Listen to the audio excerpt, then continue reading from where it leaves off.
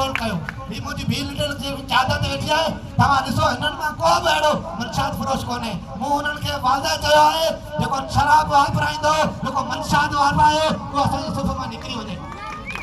अॼु किताब से वञो था असांजो मनशाद फरोश कोई बि माण्हू कोन्हे तंहिंजे करे तव्हां पंहिंजे घर जी मालिकी कयो पंहिंजे ॻोठनि जी मालिकी कयो हुन सां गॾु हिकिड़ो ॿियो नंढड़ो पैगाम आहे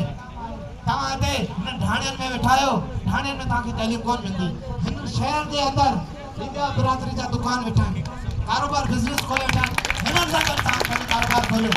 हिते प्लाट ख़रीद कयो मिठी जे अंदरि प्लाट ख़रीद कयो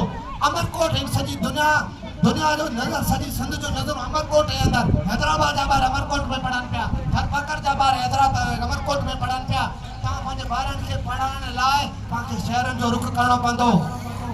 अवां घर जे अंदरि 10-12 भारतीय कहनो भी वेठो आहे मुंहिंजे साम्हूं ही ॻोठ में रहंदो असां हिन जे ॻोठ वियासीं त कहने खे चयो बाबा ॾे ख़बर मुझे दुकान लगो पियो मुझी चक्की लगी पई आहे मुंहिंजा 5 बकरा आहिनि मुंहिंजो एतिरो सांडियूं आहिनि एतिरो मुंहिंजो माल आहे तुंहिंजो त ही त माल आहे तुंहिंजा बच्चा छा था कनि मोकिलियो था स्कूल जाम आहे पढ़िया आहिनि त डांटींदा जन भीड़ ये एवढो पैगाम ना फॉलो करी दे अजी छोकरा पोजीशन होल्डर ए मिट्टी के अंदर शिफ्ट थियो है आज कारोबार करे पियो बिजनेस करे पियो ए बिरादरी के प्रोग्राम में गड थे अजी अरे बाड़ आवी Jackson top class position holder सुमार बिल बैठो है असा अगर मजदूर है